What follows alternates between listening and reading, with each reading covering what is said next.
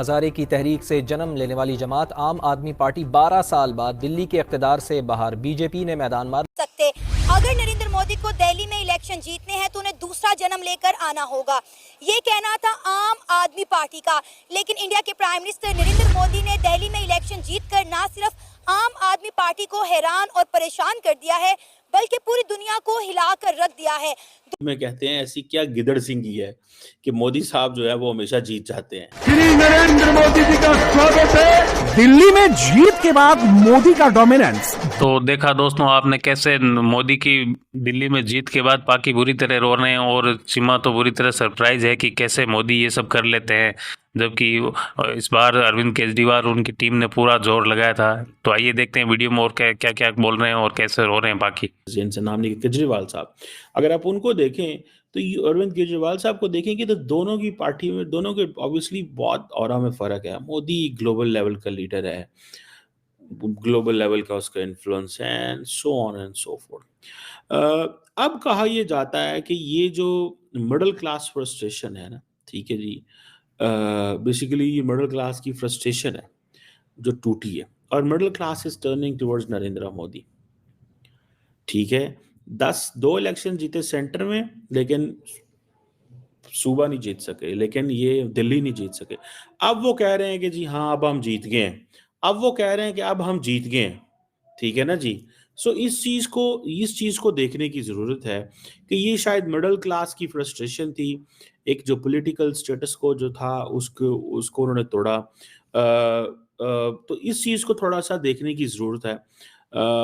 अब वो कहते हैं जी हम तो गरीबों के लिए काम करते हैं, हम तो किसी और के लिए काम ही नहीं करते, हमारा तो वो जैसे कहते हैं ना वो चीज़ है कि जी मिडिल क्लास, हम सिर्फ गरीबों को ही फोकस करते हैं, गरीबों के अलावा हम किसी को कोई फोकस नहीं करते। अब वो जो गरीब हैं, जिन what ever that definition may be of the गरीब इन इंडिया, वो दे लॉस्ट द इंटरेस्ट, उन्होंने इंटरेस्ट छोड़ दिया।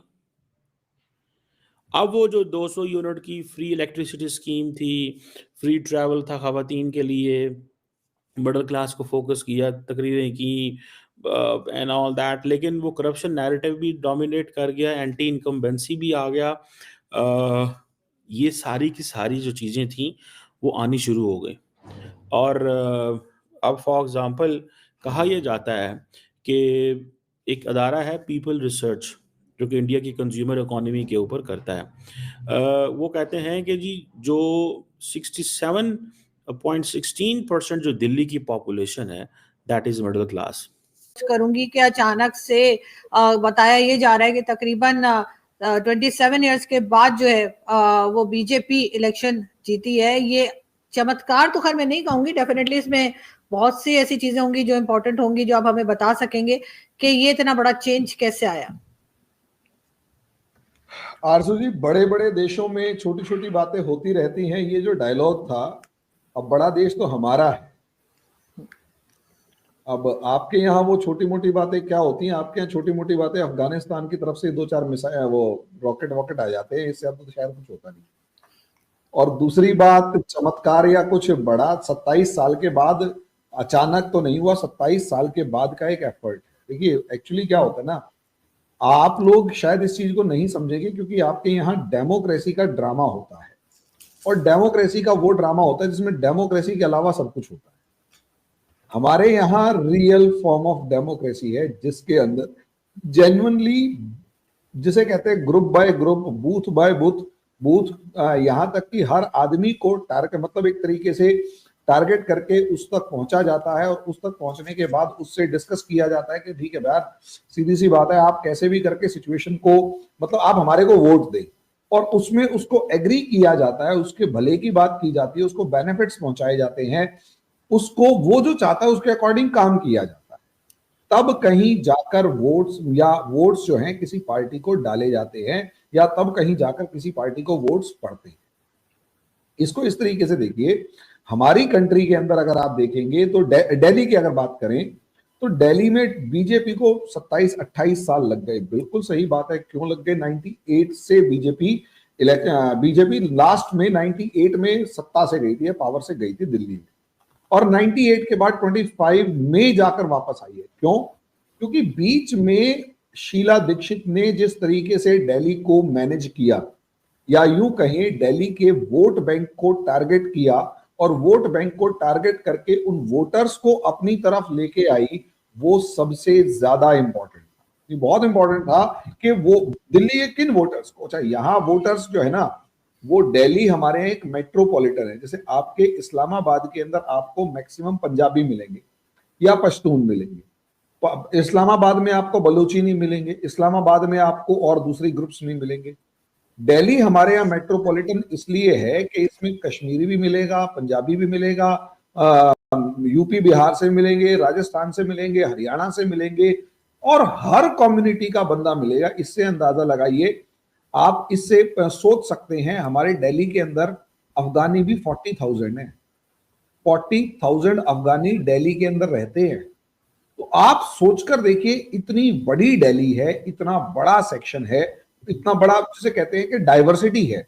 अब वहां शीला दीक्षित ने किसी टाइम पर क्या किया था, इतनी बड़ी डाइवर्सिटी को अलग अलग सेक्शंस में डिवाइड करके बहुत से सेक्शंस को अपनी तरफ मिला लिया था और उन्हें कांग्रेस का कोर वोटर बना दिया था।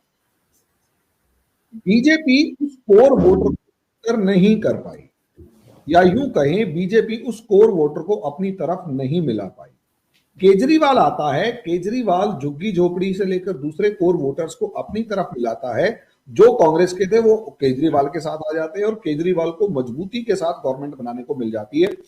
इसे सोचकर देखिए, 67 सीट्स 2015 में, जस्ट 2 साल पुरानी पार्टी 67 सीट्स लेके जाती आउट ऑफ 70, यानी 95% से भी ज्यादा सीट्स। उसके बाद 62 सीट्स, क्यों? क्योंकि झुग्गी झोपड़ी, गरीब, मुस्लिम्स वगैरह सब जो थे, बहुत बड़ा सेक्शन वो आम आदमी पार्टी की तरफ था इस बार। अच्छा, और आम आदमी पार्टी क्या करती थी? फ्री इलेक्ट्रिसिटी, फ्री पानी, फ्री वाईफाई, कैमरा, और बस फ्री, बस राइड फ्री, हर चीज फ्री फ्री बांटती रहती है। हमारे यहाँ फ्री पॉलिटिक्स से हमें थोड़ी एलर्जी है, लेकिन चलो कोई बात नहीं। बीजेपी इस चीज को अपोज करता था कि हम कोई चीज फ्री नहीं देंगे। जल्दी से आप देखेंगे, बीजेपी आपको हमारी जो पॉपुलेशन है उसको वैसे बेनिफिट्स पहुंचा देगी। किसी का घर बनवाना है बनवा देगी, टॉयलेट्स बनवाने हैं बनवा देगी, राशन देना है दे देगी, लेकिन हर चीज फ्री नहीं देगी। केजरीवाल ये करता। इस बार बीजेपी ने कहा कि दिल्ली अगर जीतनी है, दिल्ली असेंबली को जीतना है, तो हमें भी केजरीवाल के टर्फ पर जाकर लड़ना पड़ेगा। और क्योंकि हमें भी केजरीवाल के टर्फ पर लड़ना पड़ेगा, तो सबसे पहले फ्री देना पड़ेगा। यहां से बीजेपी ने जीतना शुरू किया, फ्री फ्री फ्री फ्री बांटना शुरू किया कि जो मांगता है फ्री, क्या चीज चाहिए फ्री ले जा, तू ये भी ले और वो भी ले, जो चीज फ्री चाहिए वही ले। और इस लेवल पर फ्री देना शुरू कर दिया कि बीजेपी के जो केजरीवाल के पास था उसका कोई जवाब नहीं। अच्छा, सबसे बड़ी बात, केजरीवाल चीजें फ्री तो देता था लेकिन काम नहीं करता था। बीजेपी की एक खास बात है, बीजेपी की अप्रोक्सीमेट हर गवर्नमेंट मेहनत करके काम करती है।